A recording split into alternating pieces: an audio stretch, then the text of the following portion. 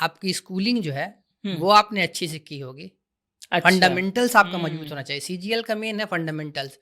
Arts से पढ़ें, बहुत अच्छा है, पढ़ें, लेकिन वो मैथ्स और साइंस को बिल्कुल जो है, जैसा ना आपने तलाक ना दें, उसके साथ जो है अपना रिलेशन बना के रखें। सही। जस्ट एक मैं बात बता दूं थोड़ा हट के, हाँ। कि आपके जॉब का जो सबसे ब्यूटीफुल फेज होगा वो आपका ट्रेनिंग ही होगा। हाँ, ये तो करप्शन सिर्फ बोलने की चीज है ना कि अरे गवर्नमेंट ऑफिसर करप्शन कर रहा है, तो पैसा तो हम ही देते हैं। हाँ, हमारा भी तो माइंडसेट यही है। हम अगर कोई हमेशा एग्ज़ाम वो मेहनत कर रहा है, नहीं हो रहा है, तो इसका मतलब ये उनको समझना चाहिए कि अल्लाह ताला इससे मुझे बेटर देगा। हो सकता है अभी ना मिले। देखिए, गवर्नमेंट जॉब को देखा जाए तो एक तरह से, एक नज़रिए से देखिएगा तो ये सिनोनिम है सोशल वर्क का। अगर इंसान जिया भाई अपने रूट से जुड़ा रहे, अच्छा। पहला बात, रूट से जुड़ा रहे, तो वो हम्बल होगा। हम्म। और जो है, एक चीज़ जो बहुत इम्पोर्टेंट है वो नमाज।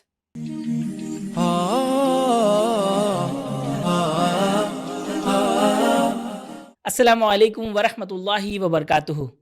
Welcome to roots and wings, हमारा पॉडकास्ट सीरीज जिसमें हम लोग बात करते हैं मुस्लिम नौजवानों के प्रेसिंग इश्यूज के बारे में।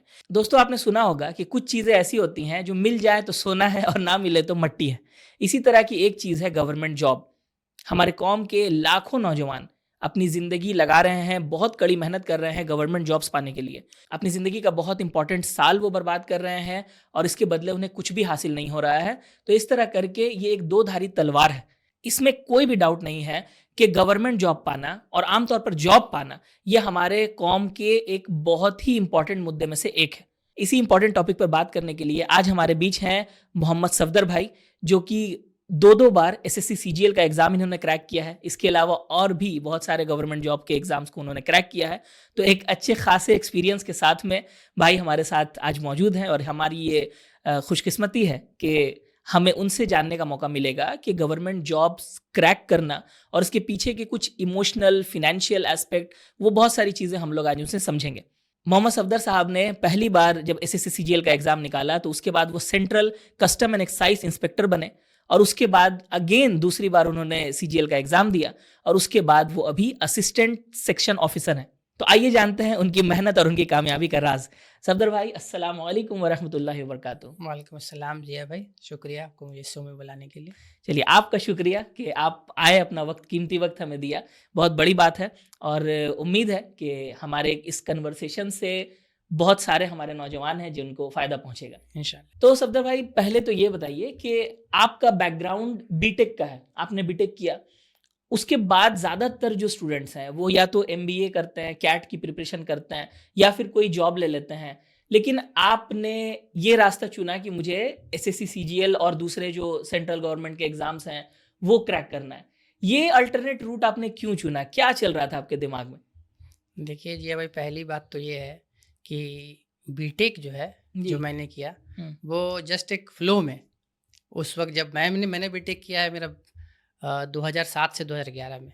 अच्छा। तो उस टाइम हमारे पास ये ना इतना यूट्यूब, इतना जानकारी कि कहाँ कहाँ कैरियर पाथ होगा, कुछ पता नहीं था। 10 के बाद जो नेचुरल फ्लो होता था, 10 के बाद साइंस किया, साइंस के बाद बीटेक किया। बीटेक के बाद फिर मैंने देखा कि दोस्त जो है मेरे कहीं कहीं जॉब ले रहे हैं अपना, ऑन कैंपसिंग भी हुआ, ऑफ कैंपसिंग भी हुआ, उसमें भी गया था। एक दो जगह सिलेक्शन में भी हुआ, छोटा मोटा कोई ऑफ़र भी आया, कोई खासा अच्छा खासा नहीं आया। तो फिर जो है मैंने देखा कि ना कुछ तैयारी करनी चाहिए आगे, जैसे कि आप बोले एमबीए का। तो फिर बीटेक के बाद मैं सोचा कि अब वही एमबीए मैं दूँ, कैट की तैयारी करूँ, लेकिन मैं किया नहीं। अच्छा।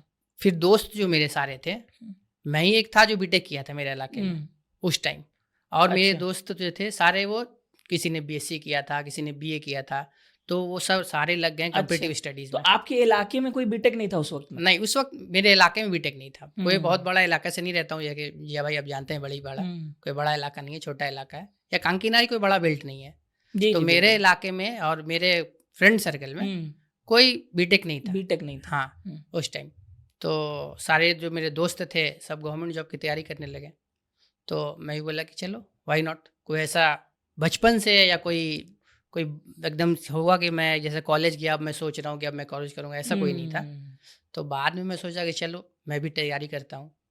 तो पहली बार मैंने वो आईबीपीएस स्टार्ट हुआ था उस टाइम ही। अच्छा। बैंकिंग, जो सारे नेशनलाइज्ड बैंक ने मिलकर एक कम्पिटिटिव एग्ज़ाम लेते थे, तो उसमें भी मैंने दिया और अल्हम्दुलिल्लाह उसमें सिलेक्शन हुआ था। यूको बैंक से ऑफ़र भी आया था।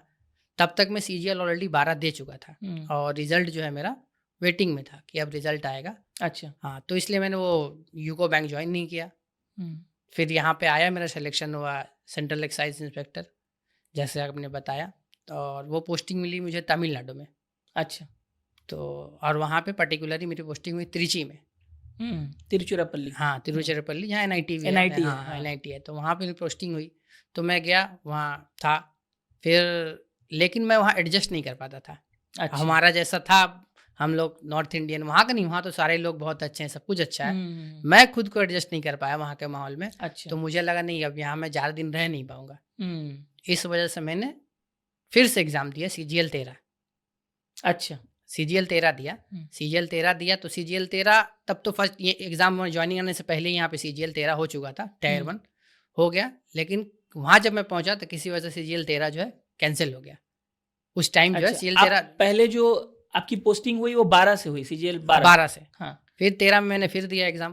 तो अच्छा। वहाँ जो है एग्ज़ाम जो है कैंसिल हो गया। फिर मैं दोबारा CGL 13 देने नहीं आया, वहीं रुका और फिर मैंने CGL 14 दिया। अच्छा। और CGL 14 में मैंने फिर से अल्हम्दुलिल्लाह एग्ज़ाम क्रैक हुआ और मैंने ज्वाइन किया एज़ ASO इन CSS और मेरी पहली पोस्टिंग हुई मिनिस्ट्री ऑफ माइनॉरिटी अफेयर्स में। अल्हम्दुलिल्लाह मुझे अब क्या बात है, अब लगता है कि बहुत जो है बहुत ज़्यादा सही डिसीजन था, क्योंकि वहाँ जाकर मुझे जो मौका मिला वो अल्लाह ताला का बहुत मेहरबानी है कि काफ़ी कम लोगों को ही मिलता है। जैसा कि हज में ड्यूटी में हाजी में जाने का, वहाँ गया मैं, देखा वहाँ का, ये बहुत बड़ा जो है अल्लाह ताला ने अपॉर्चुनिटी प्रोवाइड किया। चलिए, ये भी एक अच्छी बात हुई कि बैंक के जो नौकरी से आप वहाँ से बच गए उसी वक्त में। सही बात है, अब तो अल्लाह ताला ने बचा लिया, वरना तो उसका सारा इनकम जो है बिल्कुल वो होता है। और आजकल तो वही हो रहा है ना कि नौकरी है नहीं, जो मिला चलो दे देते हैं एग्जाम, और एक बार अगर आपकी नौकरी लग गई तो फिर तो आसान नहीं होता है कि आप उसको ठुकरा करके ये कर दे।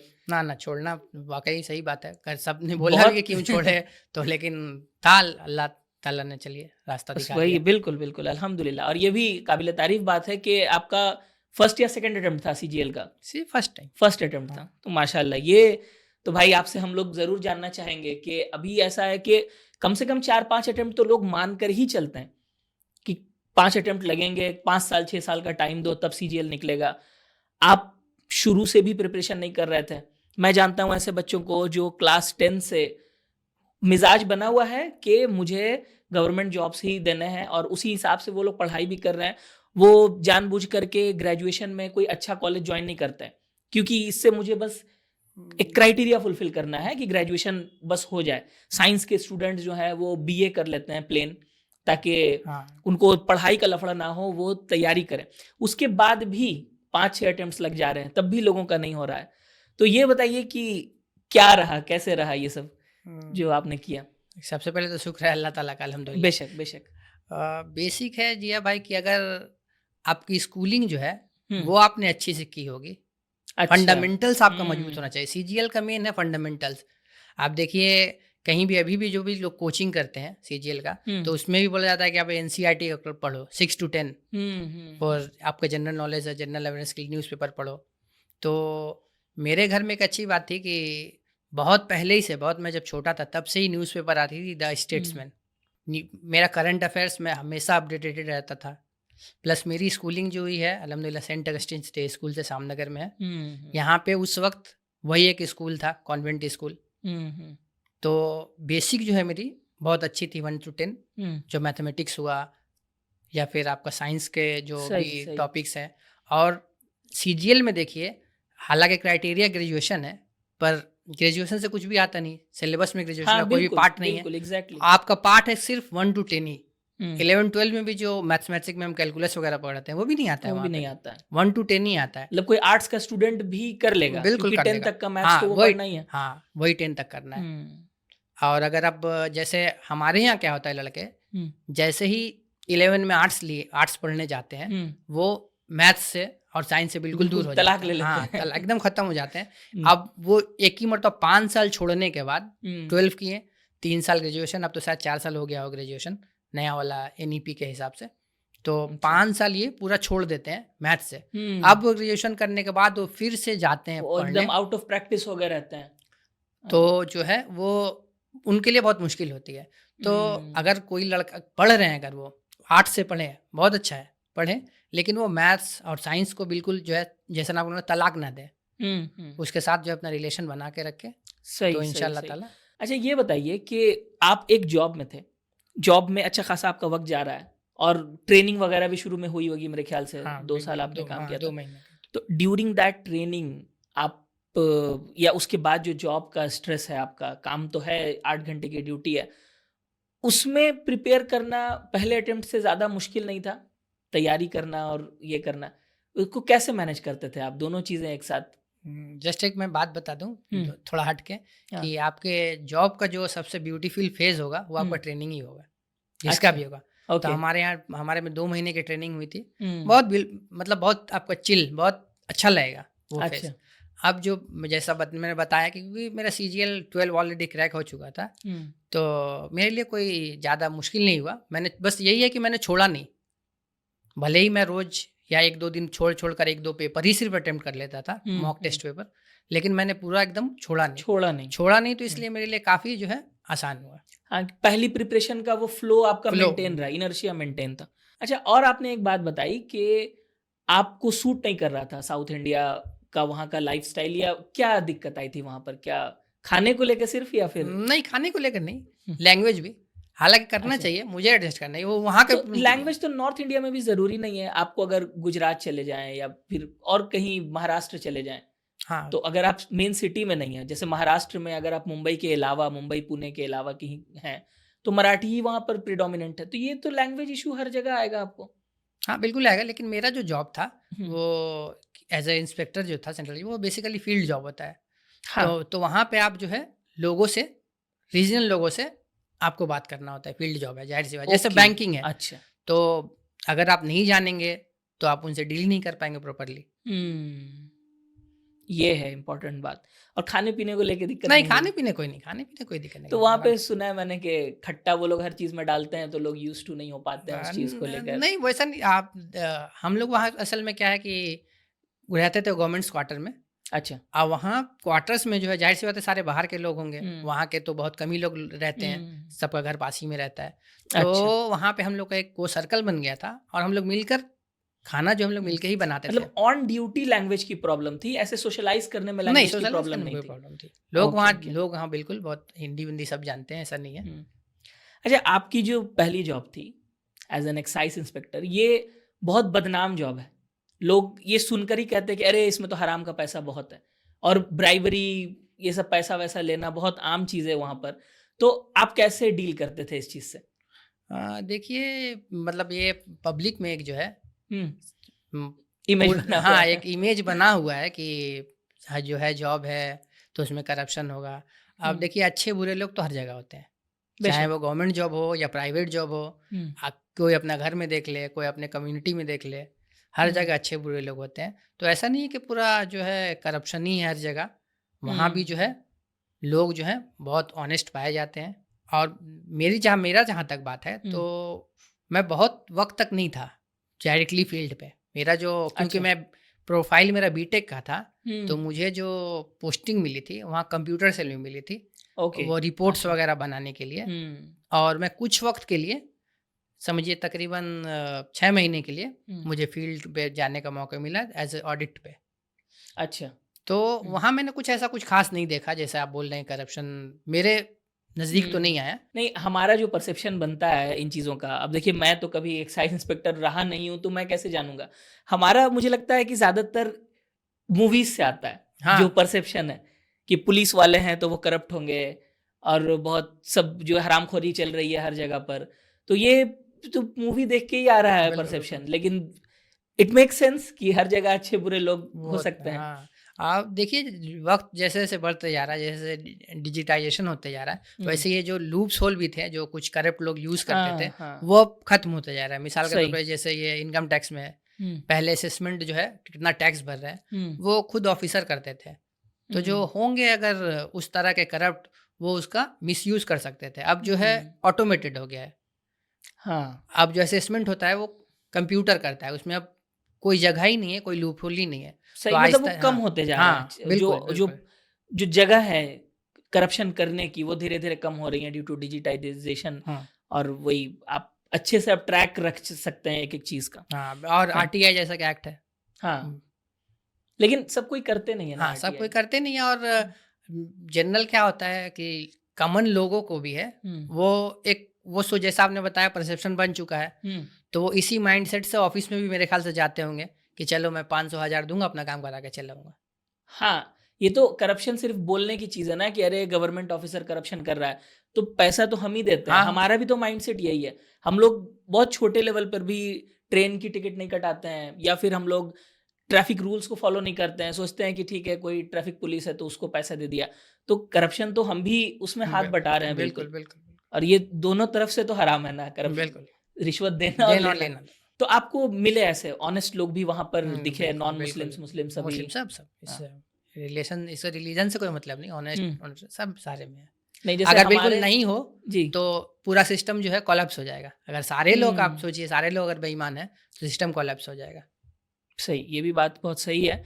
लेकिन जैसे हमारे पास एक इंसेंटिव है ना, आखिरत का इंसेंटिव है। हम लोग अल्लाह से डरते हैं, इसीलिए गलत काम नहीं करने, हम लोग कभी चोरी, बेईमानी करना डरते हैं हम लोग। कुछ लोग जिनको अल्लाह का खौफ नहीं है या उस वो consequence नहीं है, उनके लिए दुनिया ही सब कुछ है। फिर तो बहुत मुश्किल है कि बिल्कुल, क्यों तो इस चीज़ से बचेंगे वो? हाँ, बिल्कुल, बिल्कुल। बहुत लोगों के लिए ये पर्क्स लगता है। जैसे हाँ, हम हाँ, करप्शन बोल रहे हैं, बहुत लोगों के लिए पोस्ट पर्क लगेगा पर्क कि है, हाँ, बिल्कुल। हाँ, ऊपरी कमाई, उसको हाँ, कमाई बोला जाता है हाँ, वही बाकायदा। बात, वही। तो आप जब प्रिपेयर कर रहे थे गवर्नमेंट जॉब्स के लिए, तो रूटीन क्या था आपका? कितनी पढ़ाई करते थे? कैसे? ज़ाहिर-सी बात है कि आपने जो कहा कि बीटेक के आपको कब पता चला कि एसएससी सीजीएल का एग्ज़ाम आपको देना है? ये डिसीज़न बीटेक कंप्लीट होने के बाद आपने लिया या फिर 4th ईयर के अराउंड?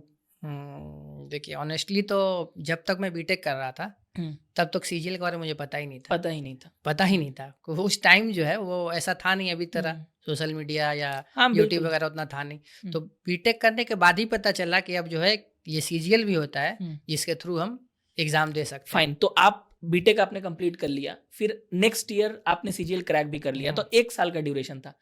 तो नो मैटर आप कितने भी अच्छे स्टूडेंट हैं, पैटर्न को समझना, क्वेश्चंस को समझना, टाइम तो लगता है और मेहनत तो लगती है डेफिनिटली। तो कैसे आप हैंडल करते थे? क्या रूटीन था, क्या स्ट्रैटेजी आप अपनाते थे उसके लिए?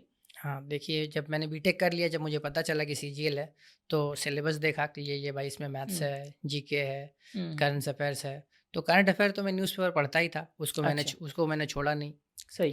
और बीटेक में जैसा कि वो अप टू क्लास 10 में जो अर्थमेटिक्स या मैथमेटिक्स होता है, वो तो आता नहीं है बीटेक्स में। हुँ, बीटेक का अलग ही होता है, कैलकुलस है, अलग-अलग मैथमेटिक्स है। तो बिल्कुल। मैंने फिर वो जो है, वही एक बुक ली थी उस टाइम, अरिहंत की शायद थी, अब ध्यान हुँ, नहीं है, अरिहंत की मैथमेटिक्स बुक्स ली और 1 बाय 1 एक-एक चैप्टर सॉल्व करना। सॉल्व करते हाँ, गए। सॉल्व करना। तो वो कुछ ही जस्ट मेरे ख्याल से 2-3 महीने में ही एक आइडिया हो गया ओवरऑल, मॉक टेस्ट पेपर वगैरह देख के कि ये आता है। तो फिर मैं रोज़ जो है, रोज़ तो नहीं बोलूँगा, तकरीबन 2-3 दिन में एक मॉक टेस्ट पेपर मैं किया करता था। तो आपने मॉक टेस्ट जो दिया, शुरू के 2-3 महीने आपने पैटर्न समझा और उसके बाद में मॉक टेस्ट देते चले गए। हाँ। तो कहाँ कमी है, कहाँ नहीं है, वो आप मॉक टेस्ट देने के ड्यूरिंग आपको समझ में आ जाता था कि क्या आपको फर्दर सीखना है, कहाँ पे कमी है, हाँ। राइट? ओके, तो अभी सिलेबस बदल चुका है, बहुत सारे पैटर्न्स बदल चुके हैं, लेकिन जो सिस्टम है मेहनत करने का, वो तो मेरे ख्याल से कभी नहीं बदलेगा किसी भी एग्ज़ाम के लिए। तो उस पे मैं चाहता हूँ कि आप ये चीज़ें बताएँ। जैसे एक चीज़ मुझे समझ में आया आपसे कि मॉक टेस्ट को प्रायोरिटाइज़ करें, और मेरा भी यही मानना है पर्सनली कि मॉक टेस्ट दिया जाए और उसमें से फिर एनालाइज़ करके अपने वीक पॉइंट्स को समझा जाए। इसके अलावा और बताइए, जैसे आपका तो कुछ ये होगा कि मैं डेली इतने घंटे पढ़ूँगा, या हर इंसान का एक नेचर होता है कि प्रोक्रास्टिनेट करे कि अच्छा आज मूड नहीं कर रहा है। ये वही जैसा कि हमने बताया टाइम के बारे में, तो मैं वो जैसा बताया, मैं पूरा वो घुस गया वैसा मैं कभी नहीं था। और अच्छा। ये एडवाइस भी नहीं करूँगा किसी को कि वो पूरा उसी में घुस जाए, हुँ, वरना वो फिर कुछ टाइम बाद वो बर्न आउट फ़ील करने लगेंगे। हुँ, हुँ, और इसमें क्योंकि पेशेंस भी बहुत चाहिए। हुँ, हमारे टाइम में तो, और जो एग्ज़ाम सीजीएल 12 और जॉइनिंग मेरा है दिसंबर के लास्ट 2013 में, 2 साल। हुँ, तो हुँ, इतना लंबा वक़्त तक पेशेंस या कोई फैनाटिकली एकदम घुसा रहे तो बर्न आउट हो ही जाएगा। बिल्कुल, ये बहुत अच्छा पॉइंट है। तो हमारा जो रूटीन था, हम लोग जो है पहले सुबह उठते थे, तब भी हम लोग नमाज माशाल्लाह पढ़ते थे। नमाज बाद फुटबॉल। अच्छा। हाँ, फुटबॉल मेरा हॉबी है। तो हम लोग फुटबॉल पहले खेलने जाते थे सुबह में, उसके बाद अपना नहाए हुए फिर नाश्ता वास्ता करके, क्योंकि तो बीटेक ख़त्म हो गया था तब, कॉलेज जाना नहीं था। उसके बाद जो है 9 बजे मैं बैठता था पढ़ने के लिए, 2 घंटा पढ़ा, 9-11 कभी मॉक टेस्ट किया या कभी जीके थोड़ा सा देख लिया, क्योंकि मेरा वीक पॉइंट जो था उस टाइम वो जनरल नॉलेज था, क्योंकि मैं बुल का 10 के बाद मैं भूल गया था वहाँ, बिल्कुल मैं कट ऑफ हो गया था जीके से। तो जीके पढ़ता था थोड़ा सा, या कभी मॉक टेस्ट कर लिया, कभी वही थोड़ा सा कुछ मैथ्स में पढ़ लिया, इस तरह करके 11 बजे पढ़ा, फिर अपना नमाज़ पढ़ा, खाना वाना खाया, सो गया। फिर शाम में जो है मगरिब बाद फिर कभी 1 घंटे कभी 2 घंटे पढ़ा, वही मॉक टेस्ट किया, और जो है उसके बाद नेक्स्ट दिन बाद उसको मैं जो है कंपेयर करता था अपना परफॉर्मेंस को। अच्छा। कि हाँ, तो बार बार मेरे केस में तो यही आता था कि मेरा जीके कमज़ोर है। बार बार मुझे पता चलता था कि मेरा जीके कमज़ोर है, तो फिर मैं वही बुक्स वगैरह जो सजेशन लेके दोस्तों से कि तुम कौन सा बुक पढ़ रहे हो, कौन सा बुक पढ़ रहे हो, ये करता था। और अब जो है काफ़ी जो है चेंज हो गया, जैसा कि मैंने बताया सिलेबस चेंज हो गया है। तो अब के बच्चों के लिए ये एडवाइस होगा, जो बच्चे हैं, कि पहले तो वही अप टू 10 जो है अपना फंडामेंटल जो है उसको बहुत देखें। ठीक, ये आएगा क्लास 9-10 में। 11-12 में भले ही आप आर्ट्स से पढ़ रहे हो, साइंस से पढ़ रहे हो या कॉमर्स से पढ़ रहे हो, वो अपना पढ़ें, लेकिन कुछ वक्त निकालें अपना, वो जो 1 से 10 तक जो आप पढ़े उसको रिवाइज करने के लिए वो टाइम निकालें। तो और उसके बाद जो है अब जो है ग्रुप स्टडीज़ बहुत ज़रूरी है। क्योंकि हमारे टाइम में हम लोग ग्रुप स्टडी नहीं किया करते थे, तो हम सिर्फ अपना परफॉर्मेंस को हम देख पाते थे, ये उसको कंपेयर नहीं कर पाते थे कि हम दूसरे के कंपैरिजन में हम कहाँ पर है। क्योंकि आप देखिए मेरे ख्याल से क्या है, लोग सीजीएल लीजिए तो उसमें कम से कम मेरे ख्याल से 20-22 लाख देते होंगे, और मिलते कितने को, जॉब कितना रहता है, 14-15 हज़ार वैकेंसी होती है, तो क्या होगा, 1% हुआ, 1.5% हुआ, आधा % हुआ, ये है जो है सक्सेस रेशियो है। सही। तो अगर ग्रुप स्टडीज़ नहीं करेंगे तो कंपेरेटिव टू अदर स्टूडेंट हम कहाँ पर हैं, हम नहीं पहुँच पाएंगे। तो अभी के लिए जो है ग्रुप स्टडीज़ बहुत ज़रूरी है। लेकिन ग्रुप स्टडी एक दोधारी तलवार भी तो होती है। मान लीजिए आप अंधों में काना राजा हैं, तो फिर वो जो पीयर कंपैरिजन है वो तो फिर नुकसान हो जाता है। जैसे हमारे हम लोग जिस इलाके से हैं वहाँ पर अच्छे स्टूडेंट्स खोज पाना बहुत रेयर है, तो ज़्यादातर स्टूडेंट जो है वो बस अपना टाइम कटा रहे हैं। अगर वैसा हम एक ग्रुप बना लें तो वो तो मेरे ख्याल से नुकसान ही करेगा। बिल्कुल बिल्कुल, वो तो करें। उसके साथ साथ ये है कि अगर आप हो सकता है किसी के पास है थोड़े से पैसे, तो वही जो ऑनलाइन बहुत सारे जो कोचिंग इंस्टीट्यूट है वो सिर्फ मॉक टेस्ट करते हैं। आप कोचिंग मत करिए, वहाँ पे कोचिंग मत लीजिए, अपने घर पे ही तैयारी करिए। लेकिन अगर कोई ले सकता है तो वो मॉक टेस्ट वहाँ पे ले लें, ऑनलाइन मॉक टेस्ट।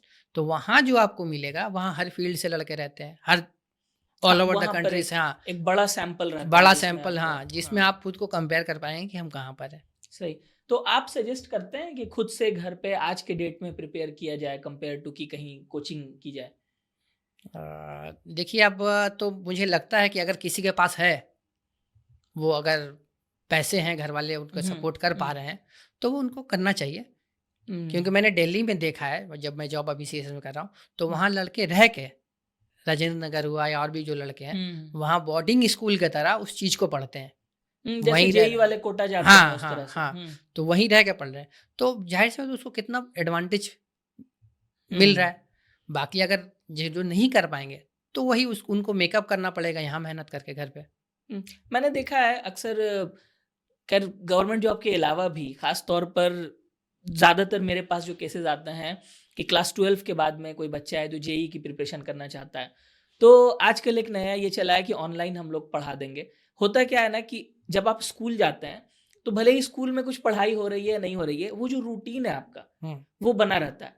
अब बच्चा सुबह उठता है, घर में ही है, उसको कोई हड़बड़ी नहीं है कि उसको एक सुबह उठ के जल्दी से किसी भी हाल में, चाहते हुए या ना चाहते हुए, स्कूल जाना है या कोचिंग जाना है, तो बहुत कंप्लायंट हो जाता है। फिर वो जो मेहनत करने का विंडो है उसका वो छोटा होने लगता है।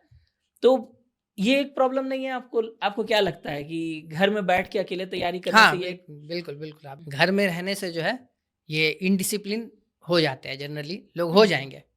लंबे टाइम तक करेंगे तो हो ही जाएँगे। तो बिल्कुल। इसीलिए मैं बोल रहा हूँ कि अगर है तो वो कहीं जॉइन कर ले। अच्छा ग्रुप बहुत ज़रूरी है। मेरे ख़्याल से इसके अलावा भी लोकल लेवल पर भी कम से कम एक फ़ेसबुक ग्रुप वग़ैरह होने चाहिए, जहाँ से हाँ, लोग खोज पाएँ लाइक माइंडेड लोगों को, बिल्कुल, बिल्कुल। एस्पिरेंट्स को। हाँ, हमारे इलाके में ये है, कमी है। अभी हमारे इलाके में कोई वैसा कोचिंग भी नहीं है। हम लोगों हुँ, को शुरू करना चाहिए, अगर हो सके तो हम लोग। इंशाअल्लाह ज़रूर हम लोग एक इनिशिएटिव तो ऐसा होना ही हाँ, चाहिए जहाँ कि एटलीस्ट बैठ के सीरियस बच्चे ग्रुप स्टडी कर पाएँ, हाँ, बिल्कुल। और कम से कम सीरियस बच्चे एक-दूसरे को खोज पाएँ। खोज पाएँ। हाँ, ये अच्छा एक बात बताइए कि एक अप्रोच होता है कि हाँ, मेहनत करनी है, मेहनत करने से मिलेगा। ये एक बहुत पॉपुलर नैरेटिव है। हर किसी को ग्रोइंग अप ये चीज़ सुनने में मिलती है कि मेहनत करोगे तो उस चीज़ को पाओगे। लेकिन फिर एक जगह हमारा एक इस्लामिक कॉन्सेप्ट भी है कदर का कि हुँ। अल्लाह सुब्हानहू व तआला देने वाला है और वही देता है। हार्ड वर्क को और कदर का जो कॉन्सेप्ट हमारा है कि जो कुछ अच्छा और बुरा है अल्लाह की तरफ से है, कैसे रिकंसाइल करेगा एक एस्पिरेंट? वो फ़ेमस हदीस है, जहाँ रसूलुल्लाह ने फरमाया है कि ऊँट को पहले बाँध लो, जी, जी। फिर हुँ, भरोसा करो अल्लाह ताला पे कि वो गुम ना हो, चोरी ना हो। तो उसी अच्छा। तरह हार्ड वर्क या कुछ अप्रोच तो हमें करना पड़ेगा। हुँ, हुँ। अ, हाँ, बिना ऐसे तो मिलेगा नहीं बिना चीज़ें। ऐसे तो मिलेगा नहीं, तो हार्ड वर्क उसके लिए थोड़ा मेहनत तो करना पड़ेगा। हुँ। फिर उसके बाद बिल्कुल हमारा जो है कॉन्सेप्ट सब कुछ अल्लाह तरफ से है, वो यानी अपना 100% पहले देना दे देना है। देना है। हुँ, बिल्कुल, हमें अपना 100% देना पड़ेगा। हुँ, फिर उसके बाद अल्लाह ताला पे यकीन, तो अल्लाह ताला हुँ। मेरे ख्याल से। फिर ये भी होता है ना कि एक एग्ज़ाम आपने दिया और आपने 100% दिया, लेकिन वो जो आउटकम निकलेगा कि अल्लाह ताला जो आउटकम दे, उसको लोग एक्सेप्ट नहीं करना चाहते हैं। अरे! इतना मेहनत किया था मैंने, तब भी नहीं हुआ। तो एक काम तो आप कर रहे हैं, फिर दूसरा काम आपसे छूट जाता है। ये तो कंप्लीट तवक्कुल नहीं हुआ अल्लाह पर। बिल्कुल, बिल्कुल, सही बात है, ऐसा सोचना सोचना चाहिए ही नहीं। हुँ, बट अल्लाह ताला मेरे हिसाब से अगर जो लोग अल्लाह ताला पे तवक्कुल रखते हैं, यकीन रखते हैं, हुँ, अल्लाह ताला उनके लिए बेहतर ही करता है। अगर कोई बेशक। एग्ज़ाम वो मेहनत कर रहा है, नहीं हो रहा है, हुँ, तो इसका मतलब ये उनको समझना चाहिए कि अल्लाह ताला इससे मुझे बेटर देगा। हुँ, हो हुँ, सकता है अभी ना मिले, हो सकता है बिल्कुल। उसका यही एग्ज़ाम यहाँ पे हो सकता है उसके बदले में इसका सब आखिरत में मिले। बिल्कुल, बिल्कुल। आप खुद इसकी मिसाल हैं, जो पहले आपका सबसे पहला जॉब तो वो आईबीपीएस वाला था ना? हाँ, पहले बैंकिंग था, तो अब तो मैं। पहले तो ज़हन में आया कि अरे यही जॉब है। क्या पता फ्यूचर में क्या है आपको तो नहीं पता। बिल्कुल, बिल्कुल, नेक्स्ट डे ऑब्वियस सी बात आपका है। रिज़ल्ट निकल जाए, लेकिन आप राइट नाउ तो आपको यही लग रहा है कि यही करना है ज़िंदगी भर, इसी को जॉइन करना है। लेकिन अल्लाह ताला ने आपके लिए कुछ बेटर रखा हुआ था। हाँ, और देखिए उससे बेटर जब मैं हाँ, मल्टी उससे अफेयर्स बेटर जॉइन फिर किया हुआ। तो जी, जी। तो सी जबकि वो दिल्ली बेस्ड है, अच्छा है, वो तो जॉब अच्छा है, दिल्ली हुँ, बेस्ड है। हुँ, तो मैंने सीएसएस जॉइन किया तो तब मुझे ये पता भी नहीं था कि मल्टी अफेयर्स में जाऊँगा, तो हुँ, मुझे एक ऐसा अपॉर्च्युनिटी मिलेगा कि मैं हुँ। हाजियों की खिदमत भी करने का मौका मिलेगा, साथ-साथ अल्हम्दुलिल्लाह हज भी खुद भी कर पाऊँगा। माशाअल्लाह! तो ये इसके बारे में अब हमें थोड़ा डिटेल से जानना है, ये बताइए। ऐसा हम लोग सुनते हैं कि जो गवर्नमेंट जॉब वाले हैं, उनको एक अपॉर्च्युनिटी मिलती है कि आप हज में जा सकते हैं एज़ ए वॉलंटियर वगैरह, वगैरह। आपका ये कैसा रहा? क्या वही तरीका था जो गवर्नमेंट जॉब वालों का रहता है या आपको कुछ माइनॉरिटी डिपार्टमेंट की तरफ से कुछ और भी ज़िम्मेदारियों के साथ भेजा गया था? कैसा था? मुझे इस जर्नी के बारे में बताइए और आपने शायद 2 बार आपको भेजा गया। 2 बार तो मैं जैसा आपने बताया 2 बार ऐसे मैं जनरल गया था, जो सारे लोग जाते हैं सिलेक्शन होके। अच्छा। एक बार मैं गया था एज़ एज़ मतलब officer of ministry of multi affairs अच्छा तो पर्टिकुलरली। आप 3 बार गए टोटल? हाँ, टोटल 3 बार। माशाअल्लाह! तो तीनों बार आपने हज भी किया? नहीं, 2 मरतबा तो मैं हज के टाइम पे गया था। एक अच्छा। मरतबा जो हुमैनिटी अफेयर्स के as officer of humanity affairs हुँ। गया था, तब मुझे ड्यूटी दिया गया था to look after the arrangement कैसा हो रहा है, वो मैं रमज़ान के टाइम में गया था। अच्छा, आप रमज़ान में जाकर के वो सारा हाँ, जो हज कमिटी जो वहाँ जो काम करती है, वो उसको हाँ, ओवरलुक करना, हाँ, क्या तब वहाँ काम था लेकिन हज एग्ज़ैक्टली? हज कमेटी नहीं, वहाँ वहाँ पे जो काम करती है वो हुँ। जो है सीजीआई जेद्दा जो है वो करती है। अच्छा, तो हज कमिटी का काम इंडिया में ही है इंडिया सिर्फ़? में हाँ, ओके, ओके। वहाँ पे हुँ, हमारा जो सारा काम करता है हुँ, हाजियों के लिए वो हुँ। हज कमेटी ऑफ इंडिया नहीं, वो सीजीआई जेद्दा जो है मिनिस्ट्री ऑफ अच्छा, एक्सटर्नल अफेयर्स वो करती है। तो जो मैं गया था वो गया था बेसिकली बिल्डिंग सिलेक्शन में। हाजियों के लिए जो ये बिल्डिंग सिलेक्शन होता है, बिल्डिंग सिलेक्शन मतलब होटल्स वग़ैरह? हाँ, जो अकोमोडेशन जो दिया जाता हुँ, है, हुँ। तो उसका कुछ सेट क्राइटेरिया है। अच्छा। तो होता प्रोसेस ये है कि एक्सटर्नल अफेयर्स जो है हुँ, वो टेंडर फ्लोट करती है कि दिस क्राइटेरिया पे इंडियन हाजी को रखना है यहाँ, तो उस क्राइटेरिया में जो है वो बिल्डिंग अपना अप्लाई करे। तो वो जो अप्लाई जब कर लेते हैं तो उस टाइम जो है हमें भेजा गया था इंस्पेक्शन। हाँ, वो इंस्पेक्शन के लिए क्या वो जो उन्होंने अच्छा। अप्लाई किया है वो उन्होंने सही बताया है कि नहीं बताया, और एज पर जो हमारा तो ये होटल वाले टेंडर भरते हैं? हाँ। अच्छा, तो उनका तो एक फिक्स एरिया होता होगा ना, कि जैसे इंडियंस का जो आमतौर पर उसको क्या कहा जाता है, अजीजिया। अजीजिया, हाँ यस। तो अजीजिया में एक सेक्शन होता होगा इंडियंस का, बाकी तो कंट्री वाले रहते होंगे।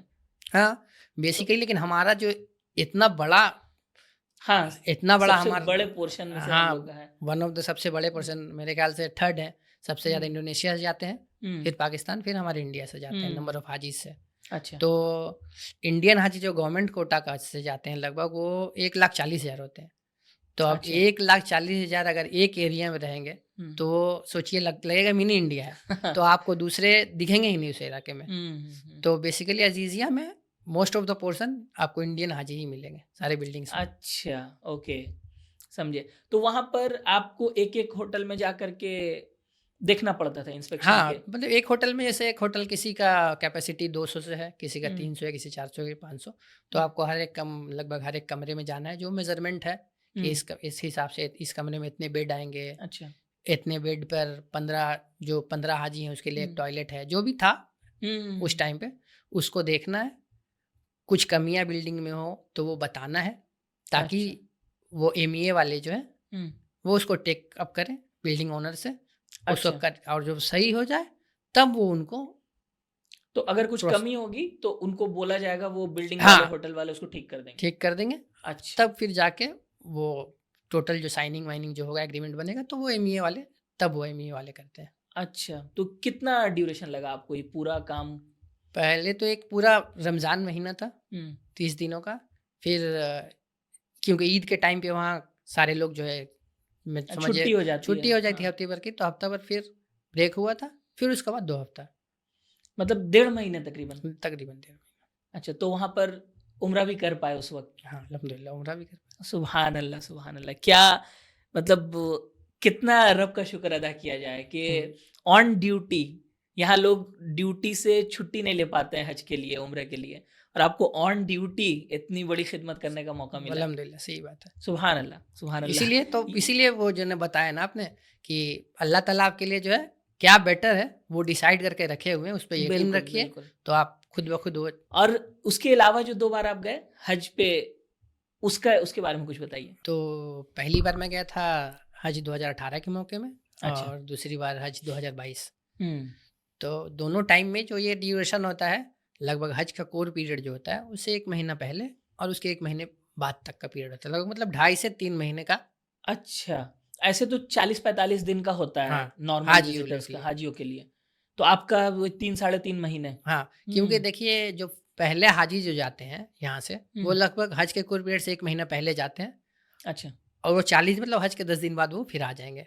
और उसी तरह जो आखिर में गया हो हज के जस्ट 10 दिन पहले पहुंचे हो, वो हज होने के फिर 30 दिन बाद तक रुकेंगे। बिल्कुल। तो जब तक ये सारे हाजी लगभग नहीं चले जाएं तब तक जो यानी पूरा जो स्लॉट है उसमें आपको होल ड्यूरेशन में रहना पड़ेगा। हाँ, लगभग रहना अच्छा, ओके।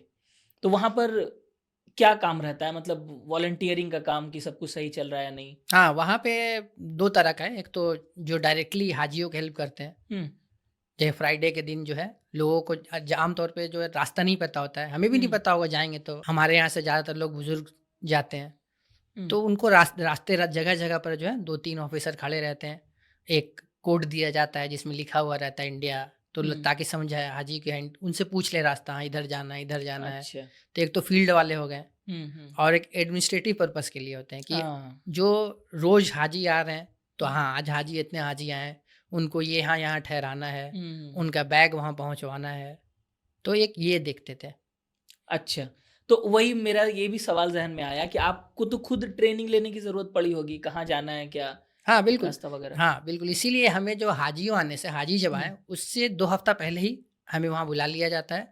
और फिर जो ऑलरेडी एमईए वाले हैं वो पहले हमें सारा जो है, तब खाली रहता है, तब वो हर जगह ले जाकर अच्छे से दिखा देते हैं। अच्छा। और आपको 1 हफ्ता का विंडो मिलता है, जब तक हाजी नहीं आते हो तो आप खुद भी कई बार जाकर रास्ता देख सकते हैं, समझ सकते हैं। ओके। तो बहुत तो मेहनत वाला काम होगा ये, फील्ड में रह करके इतने सारे हाजी, जो केओस होता है वो 5 दिन का हज का, उसमें तो बहुत ताकत चाहिए, बहुत हिम्मत हाँ, चाहिए। वो तो सबके लिए चाहिए। अब चलो जो ऑफिसर जाते हैं उनके लिए तो आराम ही है, हाजियों को तो और ज़्यादा चाहिए जो मेन कोर पीरियड में होता है। उसमें मेन सबसे इम्पोर्टेंट है सब्र चाहिए। अच्छा, बैक टू गवर्नमेंट जॉब्स। अब एक सवाल यहाँ पर आता है कि कुछ स्टूडेंट्स हैं जो एक प्लान बी बना कर रखते हैं, और एक अटेम्प्ट उन्होंने दिया, फिर नहीं क्रैक हुआ एग्जाम, फिर दूसरे में नहीं हुआ, तीसरे में नहीं हुआ, चौथे में नहीं हुआ। अब जो चौथा पांचवा अटेम्प्ट का जो डोमेन है ना, उस वक्त में लोगों को समझ में नहीं आता है एक और अटेम्प्ट देना है या फिर जो हमारा प्लान बी है उस पर अमल करना है, क्या करें? ये डायलेमा स्टूडेंट्स को रहता है। इसके लिए सही ऑप्टिमम क्या होगा? कितने अटेम्प्ट्स देना चाहिए, या फिर प्लान बी में शिफ्ट हो जाना चाहिए? कैसे करेंगे इसको? देखिए जिया भाई, इसके लिए अभी तो जो मैंने देखा है, सबसे बड़ा मिस्टेक जो करते हैं लोग, वो क्या है कि ग्रेजुएशन के बाद जो है कोई ये छोटी मोटी जॉब पकड़ लेते हैं, ज़रूरत ना होने पर भी। अच्छा। जैसे गवर्नमेंट जॉब में ही, गवर्नमेंट ऑफिसेज में ही कुछ कैजुअल वर्कर्स भी लिए जाते हैं, एज डेटा एंट्री ऑपरेटर हुआ, और प्राइवेट सेक्टर में देखिए तो कोई बीपीओ ज्वाइन कर लेते हैं। और जब ये ज्वाइन कर लेते हैं तो फिर इनके बाद जो है वो तैयारी नहीं कर पाते हैं। वहाँ तो कुछ पैसों के लिए दिन भर टाइम नहीं लिया जाता है। जिनकी मजबूरी है वो तो खैर कोई बात नहीं है, जिनकी नहीं भी मजबूरी है वो ज्वाइन कर लेते हैं। एज ए डीओ मैंने देखा है, और एक तरफ तैयारी कर रहे हैं, एक तरफ जॉब कर रहे हैं। तो फिर एक तो पैसा आने से ये होता है कि ज़रूरत पूरी हो जाती है, तो एक वो भी नहीं लगता है कि चलो घर में भी कुछ अर्जेंसी फील नहीं आती है, मोटिवेशन नहीं मिलता है। एडवाइस है कि पहले ग्रेजुएशन करें, अगर नहीं ज़रूरत है तो सिर्फ और सिर्फ पहले तो तैयारी करें। अच्छा, कोई जॉब करने के अलावा अगर जॉब ही करना है तो बेस्ट होगा कि आप जो होम ट्यूटरिंग है मैथ्स का या साइंस का, अच्छा, ताकि ये आपके लिए एडेड एडवांटेज हो जाएगा। जो आपने बताया फंडामेंटल स्ट्रॉन्ग करना है, वो भी हो जाएगा, और आपके जो पॉकेट मनी जो चाहिए इंशाल्लाह ताला वो भी पूरी हो जाएगी। और अब जहाँ तक आपके बताना कि समझना कहाँ चाहिए कि प्लान बी, और प्लान बी रखना जरूरी भी है, ये कोई कमजोरी किसी की नहीं है। प्लान बी तो एक समझिए रखना ही चाहिए मेरे ख्याल से। तो जब कोई एग्ज़ाम दे रहा है, 1 साल दिया, वहाँ पे वो अपने आप को आराम से कंपेयर कर पाए। अगर वो 100 पहले तो अपना 100% देना है। 100% देने के बाद वो देखे कि मैं अभी कहाँ पर हूँ, वहाँ पर मेरा मतलब कहाँ रैंकिंग जा रहा है, फिर उस हिसाब से अपने आप को इम्प्रूव करके अगले साल फिर दें।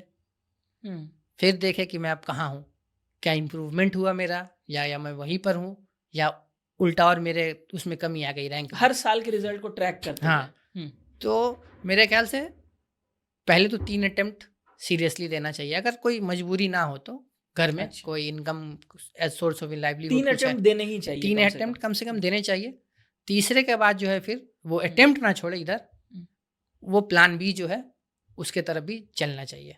अगर उसको दिख रहा है 3 अटेम्प्ट में इम्प्रूवमेंट नहीं हो रहा है तो अगर ऐसा लग रहा है कि अब बहुत करीब है तो फिर चौथा अटेम्प्ट भी सीरियसली दे। बिल्कुल वो तो दे। और अगर देख रहा है कि नहीं अब मेरा वही पेस है, वही चलते जा रहा है, तो उसको प्लान बी की तरफ अपना जाना चाहिए। मेरा एक स्टूडेंट था जिसे मैं बहुत बार गुस्से में मैंने डांट भी दिया कि तुम क्यों अपनी लाइफ वेस्ट कर रहे हो। उसके पेरेंट्स ने शादी ब्याह वगैरह भी करवा दी उसकी, और जॉब नहीं था, वो परेशान भी, जाहिर सी बात है कि ज़्यादा जिम्मेदारियां बढ़ गई हैं। अब वो किए जा रहा है, अटेम्प्ट किए जा रहा है, तो मैंने उसे डांटा भी कि भाई अब छोड़ो, अब प्लान बी करो। वो बोल रहा है नहीं, आई एम दिस क्लोज, बहुत क्लोज हो जाएगा, भरोसा रखिए हो जाएगा। और अल्हम्दुलिल्लाह उसने क्रैक भी कर लिया। तो इससे मुझे भी सीखने मिला कि हम लोग जज नहीं कर सकते हैं एज एन आउटसाइडर। जो है, जो एग्जाम दे रहा है वही बेहतर वही बेहतर जानेगा कि कहाँ पर है। बिल्कुल सही बात है। अच्छा, एक प्रॉब्लम है कि हमारे मुआशरे में जो स्टूडेंट कुछ नहीं करता है वो ये कहता है कि मैं तैयारी कर रहा हूँ। ये एक जनरल स्टेटमेंट हो, क्या कर रहे हो बाबू? तो तैयारी कर रहे हैं। तो और असल में वो कुछ कर नहीं रहा है, वो किसी चीज़ के लिए सीरियस नहीं है, वो सिर्फ अपना वक्त बेकार कर रहा है, बर्बाद कर रहा है एक साल। ये आपको नहीं लगता है कि बहुत ज़्यादा डैमेजिंग है उस इंडिविजुअल के लिए भी और कम्युनिटी के लिए भी? ये पहले तो बहुत ज़रूरी है, कितना इंपॉर्टेंट है। इसके लिए आप देखिए अल्लाह ताला ने खुद कुरान में फरमाया है सूरह अल-अस्र में, वल अस्र, मतलब एक लूज मीनिंग उसका लीजिए तो अल्लाह ताला बाई टाइम वक्त की कसम खा वक्त की जी। कसम खा के कह रहे हैं, तो जब अल्लाह ताला किसी चीज़ की कसम खा रहे हैं जी, तो जी। ऑब्वियस सी बात है वो कितना ज़्यादा इम्पोर्टेंट होगा। हुँ, तो ये तो पहले हमें, और सबसे पहले गार्जियंस को समझना पड़ेगा। हुँ, अभी के ज़माने में ख़ास करके एक वो बच्चों को दे दिया जाता है मोबाइल, जी, और उसको मोबाइल, अब तो देखिए आप वैक्यूम क्रिएट नहीं कर सकते हैं कि नहीं मैं मोबाइल नहीं दूँगा बच्चों को। यह पॉसिबल ही नहीं है, क्योंकि आप सही। स्कूलों में भी ऑनलाइन क्लासेस होते हैं। आप ल 4-5 साल तक रोक सकते हैं हाँ, बच्चे को, उसके बाद बचपन उसके बाद आपको हुँ, देना है, क्योंकि और मेरे ख़्याल से आने वक़्त में ये कॉपी पेज बुक वाला कॉन्सेप्ट ही मेरे ख़्याल से खत्म हो जाएगा। टैब या हुँ, मोबाइल में ही पढ़ाई होगी। जैसा हुँ। कि आप देखते हैं डे बाय डे, जैसे जी, डिजिटाइज़ेशन, जी, जी। एआई का दौर आ रहा है। तो वैक्यूम तो आप क्रिएट नहीं कर सकते कि मैं नहीं दूँगा। हुँ, दीजिए, लेकिन वही पैरेंटल कंट्रोल बहुत ज़रूरी है। अब लोग लोग क्या, हम लोग भी देखिए कभी रील्स वग़ैरह देखते हैं, हुँ। तो कितना वक़्त निकल जाता है उसमें जी, जी।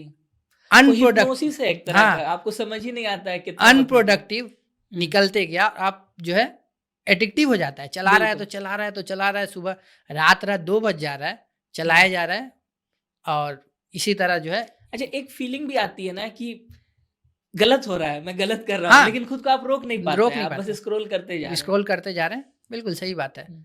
कि गिल्टी प्लेज़र गिल्टी, है। हाँ, ये गिल्टी प्लेज़र है। हुँ। तो आपने जो बात कही पहले कि हमारे टाइम में ग्रुप नहीं था, कोई ग्रुप स्टडी के लिए या कोई गाइडेंस नहीं था, लेकिन जो सबसे बड़ा एडवांटेज था कि मोबाइल भी नहीं था। हाँ, वो हमारे टाइम में स्मार्टफ़ोन नहीं, जी, वो फ़ोन था, स्मार्टफ़ोन नहीं हाँ, था स्मार्टफ़ोन नहीं था। और टाइ जियो भी नहीं था उस वक़्त, हाँ, इंटरनेट नहीं था। सही बात है। आप देखिए, मतलब जैसे कि बता रहा हूँ कि सऊदी अरब और यहाँ जो है जी। बनता ये, वहाँ डेटा जो है बहुत महँगा है, हुँ। जबकि हमसे तो जीडीपी बहुत अच्छी है, हाँ। आबादी भी कम है। हुँ। यहाँ इतनी ज़्यादा आबादी है, लेकिन यहाँ डेटा डेटा इतना फ्री ज़्यादा है। फ्रीली अवेलेबल है। अच्छा, ये बताइए, कुछ लोग ऐसे होते हैं जो अपने लाइफ़ में एक पर्पस चाहते हैं। मैं भी खुद, मेरा मानना है कि ऐसा काम मैं करूँ, प्रोफ़ेशन ऐसा चुनूँ जिससे दुनिया आखिरत दोनों का फ़ायदा हो। लोगों का भी फ़ायदा हो, उम्मत का फ़ायदा हो, मेरा भी फ़ायदा हो, दुनिया में भी, आखिरत में भी। ऐसे-ऐसे लोग जब गवर्नमेंट जॉब का नाम सुनते हैं, तो थोड़ा-सा हिचकिचाते हैं। कुछ लोगों को लगता है कि इसमें सोशल वर्क का स्कोप नहीं है, लोग बंध जाते हैं, लोग गवर्नमेंट के गुलाम हो जाते हैं। इस तरह का नोशन है कुछ लोगों का। इसके बारे में कुछ बताइए कि क्या सोशल वर्क का स्कोप होता है गवर्नमेंट जॉब में या नहीं? देखिए, गवर्नमेंट जॉब को देखा जाए, हुँ। तो एक तरह से, एक नज़रिए से देखिएगा, तो ये सिनोनिम है सोशल वर्क का। अगर आप उस नज़रिए से काम कर रहे हैं, अच्छा, गुड पॉइंट। आप कॉर्पोरेट वर्ल्ड में जाइए जैसे, हुँ, आपकी सैलरी अच्छी होगी, लेकिन आप बस एक रिसोर्स बन के रह जाइएगा। हुँ, आप अपने लिए, हो सकता है आपकी सैलरी बहुत ज़्यादा हो, आप बहुत ज़्यादा अच्छा इनकम करेंगे, लेकिन लोगों को, एज़ कॉमन लोगों को आप उससे कुछ बेनिफिट नहीं पहुँचा पाइएगा। हुँ, और गवर्नमेंट जॉब में अगर आप कोई फ़ाइल प्रोसेस कर रहे हैं, और अगर कोई ईमानदारी से वाक़ई में कर रहा है, तो वो हुँ, समझिए उस फ़ाइल के चलने की वजह से किसी को सही टाइम पे पेंशन मिलेगा, किसी बच्चे को सही टाइम पे स्कॉलरशिप मिलेगा। हुँ, हाजी जैसे ही हज वाला ही है, तो अगर कोई अच्छे से करेगा हज का duty as a government officer, जी, तो इससे कितने हाजियों की जो बहुत सारी जो परेशानी है वहाँ पे दूर होगी। सही, सही। तो कुछ लोग अच्छे से करते हैं, कुछ नहीं भी करते हैं, जिसकी वजह से डिस्क्रिपेंसीज़ हैं। जिसके बिल्कुल, बिल्कुल। और ये जहाँ सोशल, जैसे आप बता रहे थे सोशल वर्क, तो यहाँ आप जुड़ के भी बहुत सारा सोशल वर्क कर सकते हैं। हुँ, बहुत सारे गवर्नमेंट ऑफ़िसर्स जो हैं, हुँ, ख़ास करके वो जब रिटायर हो जाते हैं, तो मैंने देखा बहुत सारे एनजीओ जॉइन कर लेते हैं। जिन्होंने क्रैक किया है एग्ज़ाम, वो आगे बढ़े, जो बच्चे तैयारी कर रहे हैं उनकी हेल्प दूसरे करें। एस्पिरेंट्स की मदद हाँ, करें। दूसरे हुँ। स्टूडेंट की मदद करें। तो ये तो बहुत बड़ा। नहीं, ये एक होता है ना कि जिनको अच्छी जॉब नहीं मिलती है, जो एस्पिरेंट्स हैं, उनको बड़े-बड़े ख्वाब होते हैं उनके कि नहीं, कौम के लिए कुछ करना है, मुल्क के लिए कुछ करना है, वगैरह-वगैरह। एक बार आप जब जॉब हो जाती है आपकी, फिर आप देखते हैं कि आप तो घिरे हुए हैं बहुत सारे ऐसे लोगों में जो, देखिए, दुनिया में ज़्यादातर कोई भी जॉब हो, चाहे गवर्नमेंट हो, प्राइवेट हो, ज़्यादातर लोगों के अंदर कोई एम्बिशन है नहीं। तो वहाँ पर आप जाते हैं, उन्हीं के बीच रहते हैं, फिर आप शादी-ब्याह, बच्चे हो जाते हैं। लोग बहुत ही कंप्लायंट हो जाते हैं। फिर वो भूल ही जाते हैं कि आज से 5 साल, 10 साल पहले मेरे अंदर वो एम्बिशन था कि मैं उम्मत के लिए कुछ करूँ। ये चीज़ें लोग खुद ही भूल जाते हैं। बिल्कुल सही बात है। लोग वहाँ जाते हैं, सही वजह से, पर शादी हुई, बीवी बच्चे हुए, तो जो ये सर्कल है खुद का, वो बहुत हुँ। सिकुड़ सा जाता है। जी। पहले तो स्टार्ट में सोचते हैं कि मैं जाऊँगा, जॉब हो जाएगा तो मैं भी दूसरों की मदद करूँगा। हुँ, बाद में जाकर ये सर्कल उसका छोटा हो जाता है। लेकिन ऐसा होना नहीं चाहिए। जो लोग खास करके अब है, ऐसा भी है, जैसे मेरे एक एसोसिएशन है, एसोसिएशन ऑफ मुस्लिम प्रोफेशनल्स। जी हाँ, बहुत फेमस है। हाँ, बहुत फेमस है। तो वैसे हम लोगों को भी उससे, ये सब मुस्लिम जितना प्रोफेशनल से जोड़ना चाहिए, और हमें भी अपना ऐसा कुछ करना चाहिए जिससे हम आगे आने वाले अपने जनरेशन का मतलब गवर्नमेंट जॉब आपके सोशल वर्क में कोई रेस्ट्रिक्शन नहीं है? नहीं, वो कोई रेस्ट्रिक्शन नहीं है। वो तो जैसे बताया, एक तो खुद ही वो सोशल वर्क है, ईमानदारी से अगर काम करे तो जी, बहुत लोगों को बेनिफिट। गवर्नमेंट जॉब क्या है, हमारा गवर्नमेंट क्या है, वेलफेयर स्टेट है। हाँ। वो बना ही है लोगों को बेनिफिट पहुंचाने के लिए, कोई कैपिटलिस्ट गवर्नमेंट तो है नहीं। तो अगर वहां पे अगर आप ईमानदारी से काम कर रहे हैं तो इनडायरेक्टली आप सोशल वर्क कर ही रहे हैं विद सैलरी। सही, बहुत बहुत उम्दा पॉइंट है ये। अच्छा, ये तो हुई बात उन लोगों की जो गवर्नमेंट जॉब्स देना चाहते हैं, दे रहे हैं, वगैरह वगैरह। अब एक ग्रुप है जो नहीं देना चाहता है, या फिर उसके कुछ नेगेटिव एस्पेक्ट्स भी तो हैं। उस पर थोड़ा बात कर लेते हैं कि किनको नहीं देना चाहिए। या एक ऑप्शन ये भी तो है कि आप प्राइवेट जॉब्स की तरफ चले जाएं, या जो भी करना चाहते हैं उसके अलावा उस तरफ आप ध्यान दें। हाँ, बिल्कुल ऑब्वियस सी बात है कि सारे लोग अगर गवर्नमेंट जॉब की तैयारी करेंगे तो प्राइवेट सेक्टर भी है, खुद का बिजनेस भी है। अगर कोई खुद का बिजनेस कर सकता है तो उससे अच्छा तो कुछ है ही नहीं है। स्टूडेंट्स हैं, अगर आइडिया नहीं है कि गवर्नमेंट जॉब करना चाहिए या नहीं करना चाहिए, उनके लिए फिट है या नहीं है, किसी को जॉब करने का शौक है, किसी को बिजनेस करने का शौक है, तो एक कुछ रूल है ऐसा कि कम से कम 3 साल, जो आपने कहा कि 3 अटेम्प्ट देने ही चाहिए, तो क्या हर स्टूडेंट को 3 साल गवर्नमेंट जॉब का अटेम्प्ट देना चाहिए अगर उसको नहीं समझ में आता है कि क्या करना है? नहीं, बिल्कुल ऐसा तो नहीं है। जैसे पांचों फिंगर एक बराबर नहीं है, हर लोग तो एक बराबर हो नहीं सकते। सारे लोग गवर्नमेंट जॉब देंगे, उतना सिंपल सी बात है, सारे लोग देंगे भी कि उतना पोस्ट है भी नहीं, देना भी नहीं चाहिए सारे लोगों को। सही। पहले स्टूडेंट, अब जो है, एक तो पहले जैसे उन्होंने बताया कि गार्जियंस जो पेरेंट्स है बच्चों को, पहले तो उनको जागरूक होना चाहिए। पहले उनको पता चलना चाहिए कि मेरे बच्चा जो है उसका इंटरेस्ट कहाँ पर है। अच्छा, पहले तो उनको पता चलना चाहिए कि मेरे बच्चे का इंटरेस्ट कहाँ पर है। फिर उसके हिसाब से ही बच्चे को जैसा करने का मन हो वैसा उनको अपॉर्चुनिटी देना चाहिए। कोई अगर प्राइवेट में जाना चाहता है तो उसके घर वाले ये ना कहे कि ना प्राइवेट जॉब करके क्या करोगे, जॉब करना है तो सरकारी करो, तैयारी करो। कहेंगे बहुत सारे लोग देखिए प्राइवेट में जाके ऐसे जगह पे हैं, इतने अच्छे जगह पे हैं कि जॉब भी कर रहे हैं वो और कम्युनिटी का हेल्प भी कर रहे हैं। और गवर्नमेंट जॉब बहुत सारी जगह देखिए कि अच्छे जगह पे भी है लेकिन वो कम्युनिटी के लिए कुछ नहीं कर रहे। तो जो जहाँ जाना चाहे गार्जियंस को उसमें उनको पूरी हेल्प करनी चाहिए। तो ये एक बात आपने जो कही कि एक फेयर पॉइंट था कि गवर्नमेंट जॉब अपने आप में एक सोशल सर्विस है, लेकिन जो एक लुक्रेटिव इतना माना जाता है गवर्नमेंट जॉब को, वो किस वजह से? हाँ, टेम्पोररी जॉब नहीं है, परमानेंट है, इसमें जॉब सिक्योरिटी है, यही एक वजह हाँ, है? लिक्विडिटी बस मेरे ख्याल से कि ये वजह है। और दूसरा मेरे ख्याल से होगा पेंशन, जिसको अब तो पेंशन नहीं अब तो पेंशन नहीं है, लेकिन अभी भी वही सिस्टम है कि यूनिफाइड पेंशन स्कीम गवर्नमेंट की आई है जिसमें मोर और लेस एज अ पेंशन ही है। अच्छा, हाँ, प्लस जो मेन पॉइंट है जो सिक्योरिटी और प्राइवेट जॉब में देखिए क्या है, जैसे जनरली लोग जानते हैं और होता भी वैसा है कि आपसे जो है काम वो आपको पूरा मतलब निचोड़ लेंगे। हाँ, वहाँ पैसा देंगे लेकिन काम भी बहुत कराएंगे, निचोड़ लेंगे आपको। लेकिन गवर्नमेंट जॉब में जो क्या है, ये है इत्मीनान कि आपको 9 to 6 जॉब करना है, उसके बाद अपने फैमिली टाइम को दे सकते हैं। तो यहाँ फैमिली और वर्क बैलेंस बहुत ज़्यादा अच्छा है। वर्क लाइफ बैलेंस अच्छा है। हाँ। ये बहुत अच्छा पॉइंट है। अच्छा, लास्ट की कुछ क्वेश्चंस पूछने से पहले हमारा एक छोटा सा राउंड होता है हर एपिसोड में, जहाँ पर हम आपसे ब्लाइंड क्वेश्चंस करते हैं जिसका आपको आंसर नहीं बताया जाता पहले से। आपको 3 ऑप्शंस दिए जाएंगे क्वेश्चन के, जिनको आपको प्रायोरिटाइज करना है। तीनों ही सही ऑप्शंस हैं, लेकिन आपकी नज़र में कौन सा सबसे बेस्ट ऑप्शन है, उसके बाद क्या, ये आपको बताना है। तो 3 क्वेश्चंस ऐसे मैं आपसे पूछूंगा। पहला क्वेश्चन ये है कि बर्नआउट अगर किसी को हो जाता है पढ़ाई करके, तो आपके हिसाब से सबसे बेहतरीन हीलिंग क्या होगी उसकी? पहला ऑप्शन है कि एक वॉक करे कोई, या कहीं चला जाए, कहीं दिमाग को शांत करने के लिए। दूसरा ये है कि स्पिरिचुअल कनेक्शन बनाए, नमाज वगैरह नवाफिल पढ़े, अल्लाह सुब्हानहू व तआला से कनेक्शन स्ट्रॉन्ग करे बर्नआउट को ठीक करने के लिए। और तीसरा ये है कि सोशलाइज करे, दोस्तों के साथ में थोड़ा घूमे फिरे।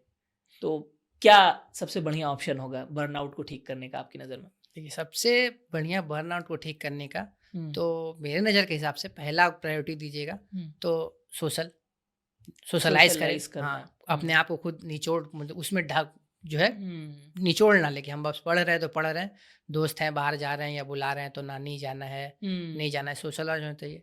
और दूसरा जो आपने जैसे बताया कि ये रिलीजियस एक स्पिरिचुअल हाँ, कनेक्शन स्पिरिचुअल कनेक्शन बनाना। और आखिर में आप समझिए जैसे वॉकिंग वगैरह, हाँ, रनिंग वगैरह, लेकिन अकेला एक मतलब हाँ, अकेले खुद को टाइम देना। हाँ, लेकिन एक इम्पोर्टेंट पॉइंट है यहाँ भैया भाई कि अगर आप ये जो स्पिरिचुअल कनेक्शन आपका अगर बना हुआ है पहले से, मतलब जो लोग नमाज पढ़ रहे हैं 5 वक्त, जी, वो मेरे हिसाब से बर्न आउट होंगे ही नहीं। कि अल्लाह ताला का ऐसा निज़ाम ही अल्लाह ताला ने 5 वक्त का नमाज दिया है कि आपको बर्न आउट होने ही नहीं देगा। जी, ये बहुत सही बात। मैंने भी ये नोटिस किया है कि जैसे आपको जितना भी इम्पोर्टेंट काम है, आपको छोड़ कर के नमाज के लिए उठना ही है, तो आप दिन में 5 वक़्त तो जा ही रहे हैं। चलिए फजर में तो आप सो कर रहे हैं, लेकिन बाकी 4 टाइम आपको काम से उठ कर के जाना है, तो आपको कंपल्सरी ब्रेक हो ही जाता है आपका नमाज के ज़रिए। बिल्कुल, ये आपको बाद में भी जो है, अभी भी देखिए जैसे बोलते हैं ये यूट्यूब्स वीडियो डॉक्स वगैरह बोलते हैं कि आप जॉब कर रहे हैं 8 घंटा एक जगह बैठ रहे हैं, जी। तो वो 8 सुबह का 1 घंटा वॉकिंग या 8 घंटा बैठने को काट नहीं सकता है। तो आपको बीच-बीच में उठना है वहाँ। तो जो लोग नमाज़ पढ़ रहे हैं, वो न ऑफ़िस के टाइम में ही समझिए वो ज़ोहर, असर, एटलीस्ट मगरिब, चलिए मगरिब तक तो ऑफ़िस, बहुत सारे जी, ऑफ़िस जी। ऑफ हो जाते हैं।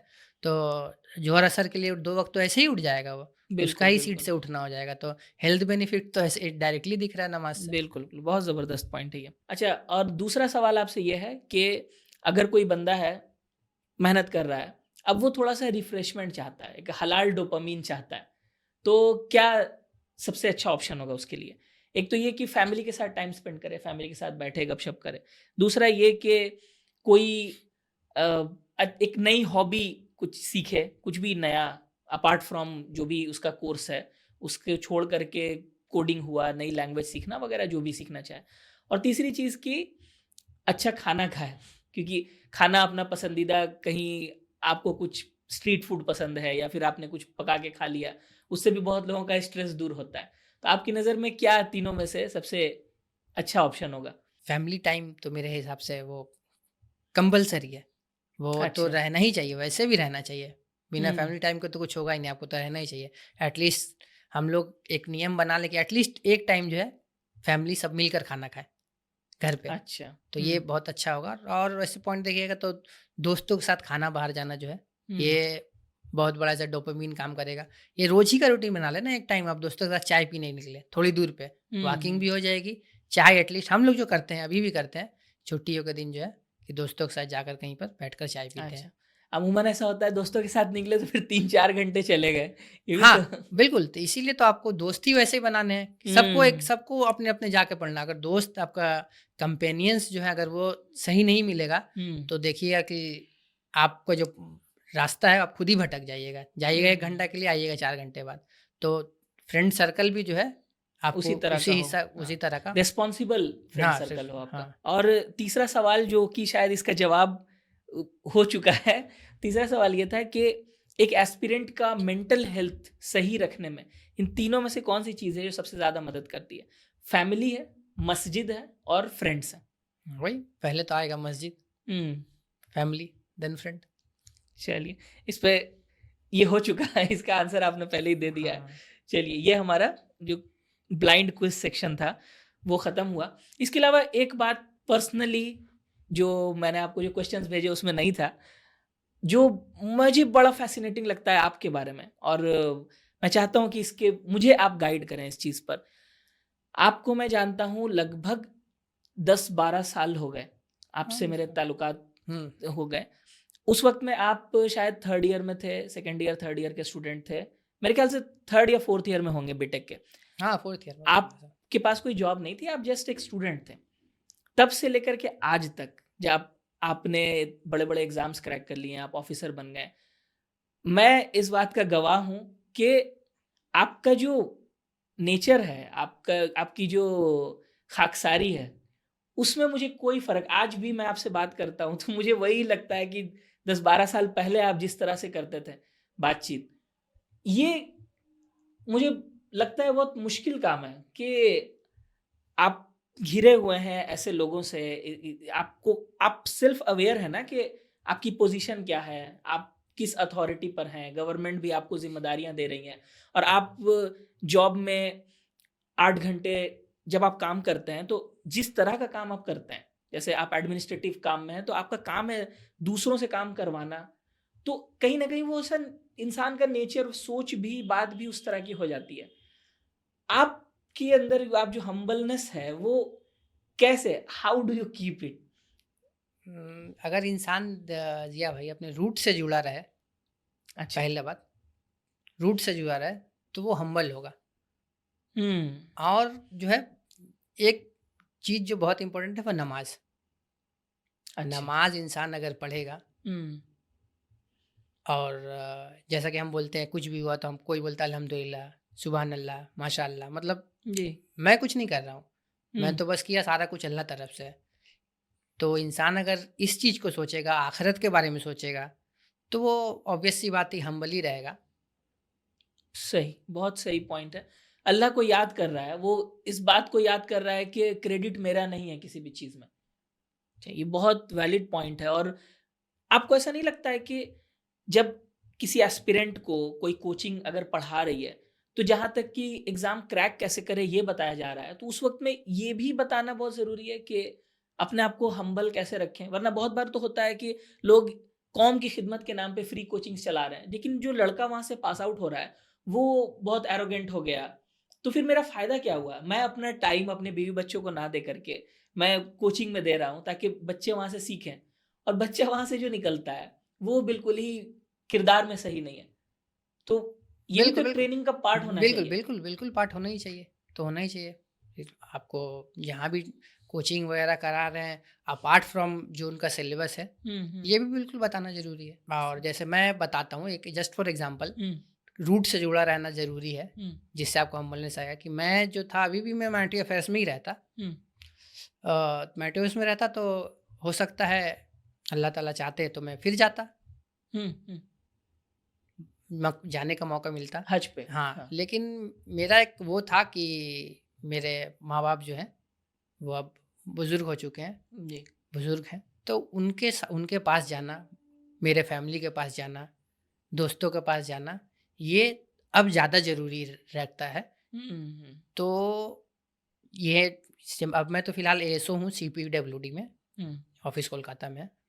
तो वहाँ वो सर्कुलर निकला ऑफ़िस से कि जो लोग जाना चाहते हो अच्छा। दिल्ली से बाहर, होम टाउन यही, हुँ, तो वो अप्लाई कर सकते हैं। तो मैंने अप्लाई किया, हालाँकि मैं नहीं करता तो मैं फिर जाने का हो सकता है अपॉर्च्युनिटी मिलता मुझे फिर से सऊदी अरेबिया में हुँ, एंटीवर्स में हुँ, रहते हुँ। हुए। तो मैं यहाँ बस इसी वजह से आया क्योंकि मेरे माँ-बाप जो हैं बुज़ुर्ग हो चुके थे, अच्छा। ताकि मैं उनको जो है अब वक़्त जो है दे पाऊँ थोड़ा। हुँ। और जैसा कि बताया है रसूलुल्लाह ने कि आप खिदमत करो और अपना मग़फ़िरत करवा लो, बिल्कुल, बुज़ुर्ग, बिल्कुल। हाँ। तो मैं इसलिए यहाँ पर आया और तकरीबन अब अच्छा। 3 साल हो चुके हैं। तो हुँ, इंसान अगर ये भी सोच के रखे कि मैं अब वापस अपने घर पे, रूट पे घरवालों के साथ रहना है, ये सिर्फ़ अपना ना सोचते रहे कि मैं यहाँ हुँ, कि प्रमोशन मिल गया, बुलंदियों पे चढ़ना है, हाँ, बाकियों को पीछे छोड़ के बाकी को फैमिली को। छोड़ना। एक तो ये हो गया और दूसरी हाँ, बात मुझे अभी हाल-फिलहाल प्रमोशन भी ऑफ़र हुआ था। अच्छा। तो लेकिन जब मैं अगर प्रमोशन एक्सेप्ट करता तो मुझे दिल्ली जाना होता, हुँ, क्योंकि यहाँ ऑलरेडी जो प्रोमोटेड पोस्ट है उस पे कोई है ऑलरेडी, वो वैकेंट नहीं है। ओके। तो मैंने अल्हम्दुलिल्लाह प्रमोशन को डिनाई कर दिया, ताकि मुझे अच्छा। जितना मैक्सिमम वक़्त अपने यहाँ पे दोस्तों के हुँ, साथ, हुँ। भाइयों-बहनों के साथ, माँ-बाप के साथ जितना से ज़्यादा वक़्त मिल सके मैं उसका फ़ायदा उठा पाऊँ। अच्छा, बहुत इम्पोर्टेंट पॉइंट है ये। और फिर वही बात है कि आपके लिए क्या बेहतर है आपको नहीं पता। हो सकता है वो डिनाई करने में अभी 2-4 साल के बाद समझ में आए कि बिल्कुल, इसमें बिल्कुल यही क्या बात, फ़ायदा है। हाँ। फिलहाल अभी बेशक। जो मुझे लगा कि डिनाई करने में मेरा ये फ़ायदा है कि मैं अपनी और घर पे अपने माँ-बाप के साथ रह सकता रह हूँ, दोस्तों के सकता साथ हूँ। रह सकता हूँ। तो अभी फिलहाल मुझे यही दिखा। हालाँकि जनरली लोग प्रमोशन डिनाई करते नहीं हैं। जी, बिल्कुल। तो क्या-क्या नहीं करते हैं प्रमोशन के हाँ, लिए, और कितनी तकलीफ़ में जा कर के रहते हैं। बहुत लोग तो जैसे आपकी फैमिली, अगर आपके बच्चे बड़े हो गए हैं, उन्होंने ऑलरेडी एडमिशन ले लिया है किसी स्कूल में कहीं पर, तो अब बीवी बच्चों को भी छोड़ के रहना पड़ता है, अकेले जाकर के वो जॉब कर रहे हैं दूसरे स्टेट में। बिल्कुल। तो बहुत तकलीफ झेलते हैं लोग इस चीज़ के लिए कि वही कि कुछ अच्छा हो जाए, कुछ ज़्यादा पैसे मिल जाए। लेकिन आप जो कह रहे हैं कि रूट्स इंपॉर्टेंट हैं, इंसान को हम्बल रखती हैं और अपनी पहचान को नहीं भूलना चाहिए, बहुत इंपॉर्टेंट टेक अवे है। मुझे बहुत कुछ सीखने को मिला इस पूरे आपसे कन्वर्सेशन के दौरान।